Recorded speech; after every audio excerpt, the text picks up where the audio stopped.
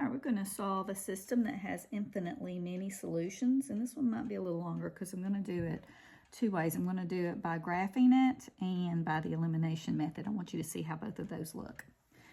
With these, they are not in y equals mx plus b form yet, so I want to make that happen. So for the very first equation that I'm doing in blue, I need x plus 2y equals 6 to be in this form. I need to subtract x from both sides. So I have 2y equals negative x plus 6. Then I will divide every term by 2 so that y is alone. Now, negative x over 2 is the same as negative 1/2 x, and 6 divided by 2 is 3. I am ready to graph my first one. So I'm going to start at the 3, 1, 2, 3. On the y-axis because that's the b. Fall 1, run 2 right. Fall 1, run 2 right. Fall 1, run 2 right. All right, we've got our first one. Line those up as perfectly as you can. Kind of slid over too far, didn't I? And now let's do this second one. 3x plus 6y equals 18. I need it to look like this, remember, so I'm going to subtract 3x from both sides. So 6y equals negative 3x plus 18. Divide every term by 6. Y is now isolated. Negative 3 over 6. 3 over 6 is a half. That's negative 1/2 x. And then 18 divided by 6 is 3. I got the same thing.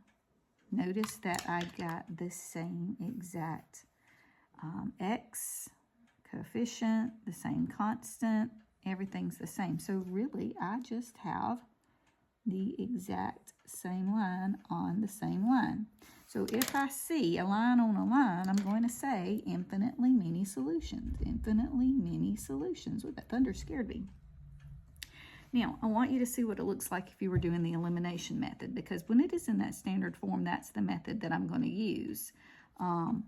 So I need opposites, and I can multiply.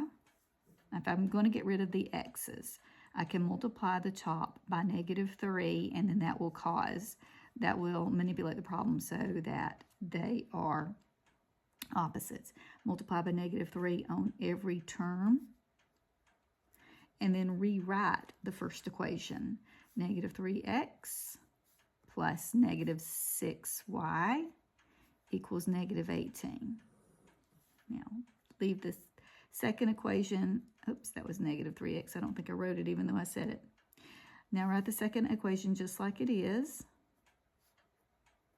And then look what happens. If I go to add those, they all are opposites. This opposite, this is opposite, this is opposite. I have 0 equals 0, which is a true statement. So therefore, this is another infinitely many solutions. This is the way to do it graphing. This is how it looks if it's the elimination method.